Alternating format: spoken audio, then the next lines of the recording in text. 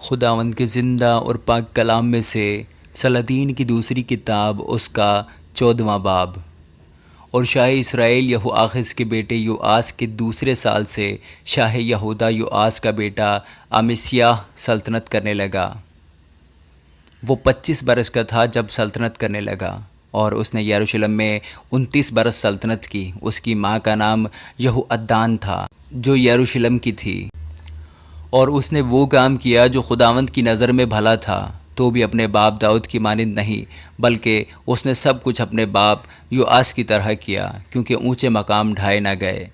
لوگ ہنوز اونچے مقاموں پر قربانی کرنے اور بخور جلانے لگے، اور جب سلطنت اس کے ہاتھ میں مستحکم ہو گئی تو اس نے اپنے ان ملازموں کو جنہوں نے اس کے باپ بادشاہ کو قتل کیا تھا جان سے مارا، پر اس نے ان خونیوں کے بچوں کو جان سے نہ مارا، کیونکہ موسیٰ کی شریعت کی کتاب میں جیسا خداوند نے فرمایا لکھا ہے کہ بیٹوں کے بدلے باپ نہ مارے جائیں اور نہ باپ کے بدلے بیٹے مارے جائیں، بلکہ ہر شخص اپنے ہی گناہ کے سبب سے مرے۔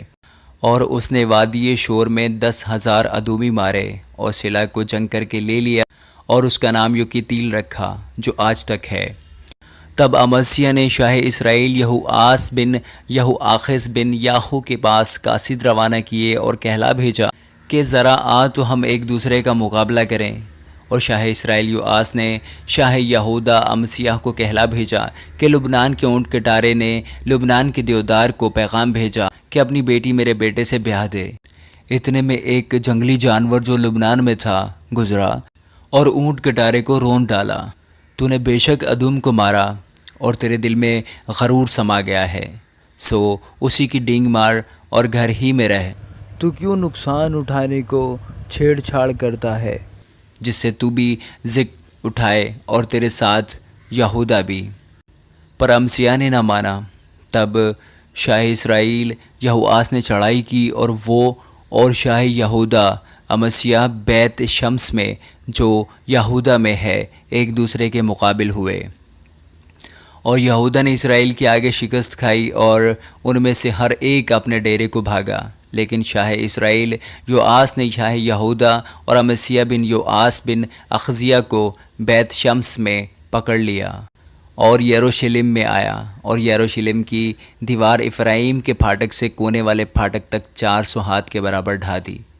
اور اس نے سب سونے اور چاندی کو اور سب برتنوں کو جو خداوند کی ہیکل اور شاہی محل کے خزانوں میں ملے، اور کفیلوں کو بھی ساتھ لیا اور سامریہ کو لوٹا۔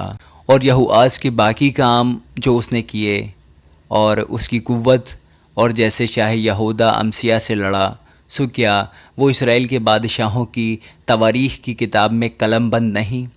اور یہوآس اپنے باپ دادا کے ساتھ سو گیا، اور اسرائیل کے بادشاہوں کے ساتھ سامریہ میں دفن ہوا، اور اس کا بیٹا یروبام اس کی جگہ بادشاہ ہوا۔ اور شاہ یہودا یوآس کا بیٹا امسیہ شاہ اسرائیل یہوآخز کے بیٹے یہوآس کے مرنے کے بعد 15 برس جیتا رہا۔ اور امسیہ کے باقی کام، سو کیا وہ یہودا کے بادشاہوں کی تواریخ کی کتاب میں قلم بند نہیں؟ اور انہوں نے یروشلم میں اس کے خلاف سازش کی، سو وہ لکیس کو بھاگا، لیکن انہوں نے لکیس تک اس کا پیچھا کر کے وہیں اسے قتل کیا، اور وہ اسے گھوڑوں پر لے آئے، اور وہ یروشلم میں اپنے باپ دادا کے ساتھ داؤد کے شہر میں دفن ہوا۔ اور یہودا کے سب لوگوں نے عزریاہ کو جو 16 برس کا تھا اس کے باپ امسیہ کی جگہ بادشاہ بنایا، اور بادشاہ کے اپنے باپ دادا کے ساتھ سو جانے کے بعد اس نے ایلات کو بنایا اور اسے پھر یہودا کی مملکت میں داخل کر لیا۔ اور شاہ یہودا یوآس کے بیٹے امسیہ کے 15ویں برس سے شاہ اسرائیل یوآس کا بیٹا یروبام سامریہ میں بادشاہی کرنے لگا۔ اس نے 41 برس بادشاہی کی، اور اس نے خداوند کی نظر میں بدی کی۔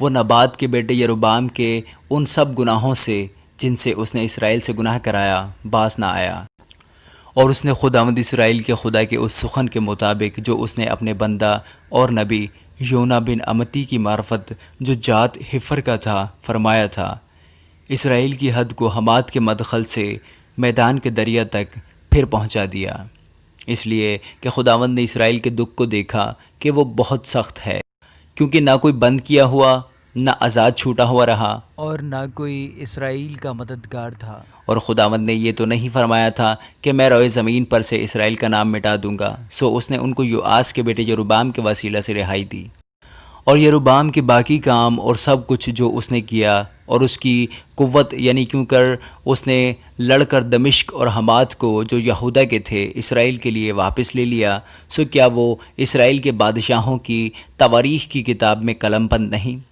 اور یروبام اپنے باپ دادا یعنی اسرائیل کے بادشاہوں کے ساتھ سو گیا، اور اس کا بیٹا زکریا اس کی جگہ بادشاہ ہوا۔ آمین۔